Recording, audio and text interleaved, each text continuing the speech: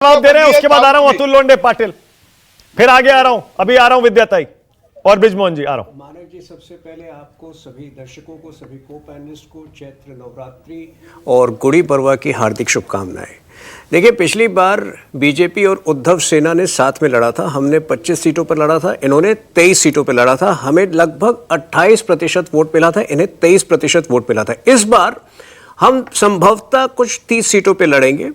ये लोग जो है 21 सीटों पर लड़ रहे हैं। इनका वोट शेयर कम होकर 15% से कम मिलने वाला है और 2 से 3 सीटें मैक्सिमम पूरे महाराष्ट्र में, उससे ज्यादा इन्हें नहीं मिलने वाली। देखिए, पूरे विपक्ष के साथ प्रॉब्लम क्या हो रही है। ठाकरे को 10 2 से 3 टोटल 10 बता रहे हैं आप इनकी।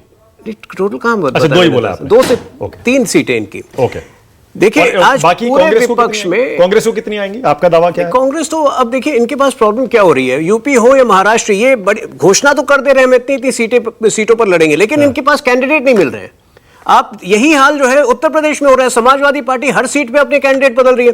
कांग्रेस के कैंडिडेट हैं कहां, वो बताइए। सब छोड़ के इधर आ चुके हैं। बाबा सिद्दीकी हो, मिलिंद देओरा हो, संजय निरुपम हो, तो पहले तो इनको जो है पेपर में शायद इश्तेहार देना पड़ेगा, नए कैंडिडेट ढूंढने पड़ेंगे। कांग्रेस जो है मुश्किल से लगभग 2-3, अगर इनके पास चांस है तो कांग्रेस का भी 2 या 3 ही है। ओके, ठीक है। कुल मिलाकर भाजपा का टोटल जो एनडीए का है, वो पिछली बार 41 हम जीते थे महाराष्ट्र में, 41 से कम नहीं होने वाला है। मिनिमम जो है 41, तो मतलब इस बार भी उतनी ही करीब एनसीपी शरद बिल्कुल। देखिए, आपको इन चुनाव को जो 2019 में वहां असेंबली इलेक्शन हुए थे, उससे हटा के नहीं देखना चाहिए, उससे अलग करके नहीं देखना चाहिए। उस समय जो विश्वासघात 3 लोगों ने किया था, उद्धव ठाकरे, शरद पवार और कांग्रेस पार्टी, वो तीनों अब एक तरफ है। और जो दुर्दशा महाराष्ट्र की हुई थी 2.5 सालों में, लोगों ने उसको भूला नहीं है।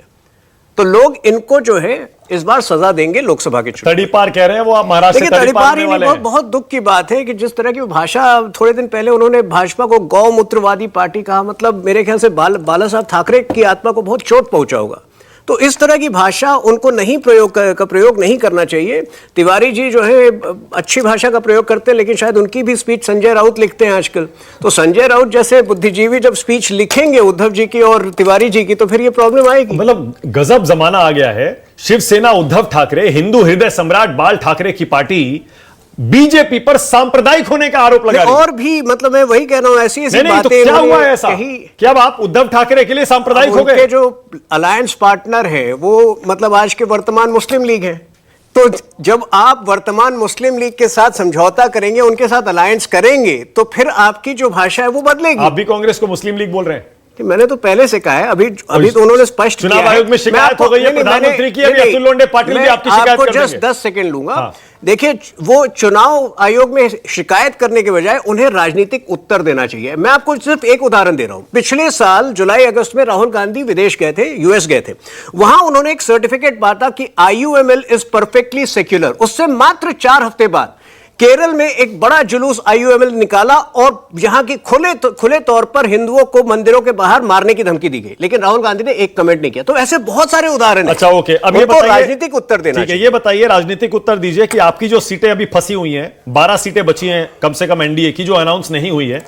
एमवीए तो आपसे आगे निकल गया, इंडिया गठबंधन महाराष्ट्र में सारी सीटें अनाउंस कर दी। हम संस्कारी लोग आज पूजा पाठ में व्यस्त थे। 2-4 दिनों में नवरात्रि के दौरान ही पूजा पाठ की वजह से आपकी सीट शेयरिंग में डिले हो रहा है। के दौरान देखिए, हमारे बीच समन्वय ऐसा है कि आपने कभी देखा कि कोई प्रेस कॉन्फ्रेंस करके इनकी तरह पार्टी छोड़ रहा है? नहीं देखा ना। तो हमारे बीच समन्वय, अंडरस्टैंडिंग ऐसी है कि कोई प्रॉब्लम नहीं होने वाला है। कब तक हो जाएगा अनाउंस? इसी नवरात्रि के दौरान, अगले 2-4 दिनों में सारा जो है पिक्चर क्लियर हो जाएगा और भव्य मेजॉरिटी जो है हमें महाराष्ट्र में। आपने कहा कि कांग्रेस को कैंडिडेट नहीं मिल रहे। मैं भी पढ़ रहा था एक आंकड़ा, आपने भी करीब 125-150 के आसपास ऐसे कैंडिडेट्स को उतारा है जो दूसरी पार्टियों से आए हैं। कैंडिडेट्स यानी आपके पास भी नहीं थे? अगर उनके पास नहीं, हमारे पास तो ओवरफ्लो था कैंडिडेट का। लेकिन दूसरी पार्टियों वालों को अगर उनको उनमें जीत का सामर्थ्य है, हमारे लिए विनेबिलिटी एक बड़ी फैक्टर होती है। देखिए, जब 400 सीटों का लक्ष्य हमने रखा, तो बात वही हुई ना। मतलब मान रहे हैं ना आप कि आपके पास विनिंग कैंडिडेट नहीं था, दूसरी पार्टी से आया, आपने उसको लिया और उतार दिया। देखिए, राजनीति में जिसकी भी हुनर है, अगर वो गलत साइड पे है और सुधार करना चाहता है, तो उसको मौका चाहिए। Okay, alright, Atul.